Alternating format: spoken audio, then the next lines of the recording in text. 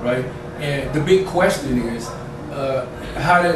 one question that I'd always wanted to know, because this is where you got to start it. You got to start from the beginning with race and who you is. And one thing that I always wanted to know as a child was, where did all the races come from? Where did all the races come from, right? And I used to ask my mother, you know, hey, where did the Chinese and the Japanese and, you know, the white guy and, you know, all these other different races come from? And she used to tell me, oh boy, you know, God made us different colors on top, but underneath we all the same. Always knew that it was something more than that wasn't the truth.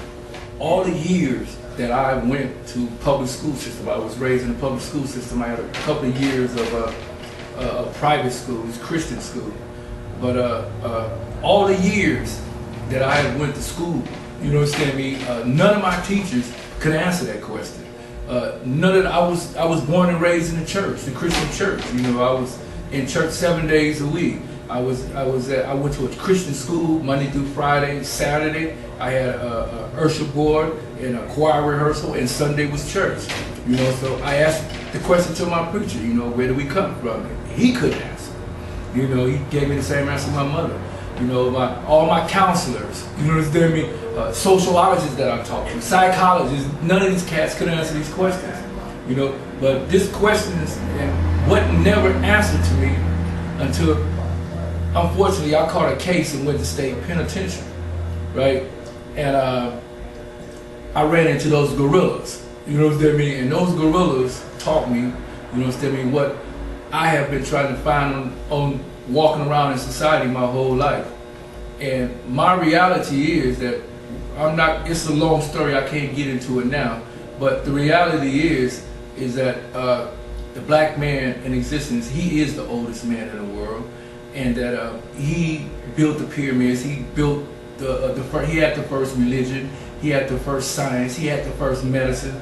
And when you break all this stuff down, you understand me, and you put it in perspective to where, okay, well, who am I, you know, as a black man? What's the difference between me and the white man? Who's the next one up the ladder? But to this day, ain't over 25,000 years old. A lot of people don't know that the white race ain't even 25,000 years old. But yet you got the black race that's 3-4 million. How the hell that happened, Captain? You know what I mean? And there's an explanation to explain all that. And there's an explanation to explain our reality and how long we've been on the face of the earth and our contributions to society and what we have been doing. And once you educate kids from this perspective, then you will have a generation that's growing up to be somebody. Just like when I was a kid, you know, I was into games when I grew up, but I didn't know nothing about Shaka Zulu. I didn't know nothing about King Tut. If somebody would have told me that there was a boy 12 years old that ran the whole empire, you know, his name was 12 years old, his name was King Tut, I probably would have had more emphasis on who I am as a black kid, you know what I mean, and black reality as in general. But I was deprived of all these, just like my sisters, if they would have known who Queen Hatshepsut was, you know what I mean, or who Nefertiti was, you know what I mean, or who Queen Nzinga. A lot of people don't know about Queen Nzinga. 17 years old, you know what I mean, she was a general, you know what I mean, in the military, leading grown men to battle, thousands of men to battle, and she never lost a battle. At 17 years old, she never lost a battle. Now, if other sisters knew about this, then our reality would be different than what it is now. It's like I said, we got this false capitalist identity because of this is the society that we in right now. And this is the society that leads to our death. This is what leads to black genocide. This is what the reason why all these drugs are being pushed up in our community, all these prisons are being, is because it's either for us to either deal with their reality, you know what I mean, or accept this false reality. Because they're gonna straight up whitewash us. And so this is like a 2 or 3 part lesson, because this history, you know what I mean, go on and on and on and on to the break of dawn. But I really want to get back. I'll come back later in another show, and I would tell folks exactly how the black man turned into white. You know what I mean?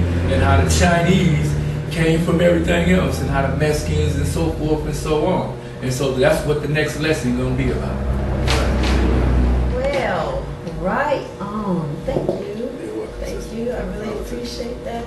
And, you know, I I just really give thanks to the Most High for having an opportunity to learn about our history from a real brother. We give thanks and praise for your continued commitment, the time and energy that you expend in servitude to your people in our community for the upliftment of our people and the improvement of our quality of life. And this is one brother that lives it. So, and that's about being the truth, the way, the truth, and the life. So again, thank you, General, and we look forward to having you. Oh, my pleasure. We look forward to having you back to continue on this subject, so we can have a found reality. That's right. Because to know thyself is to know the truth, and knowledge is power. That's right. Thank you again, and thank you for tuning in to another episode of True News that you can use interviews. And we got Soul here.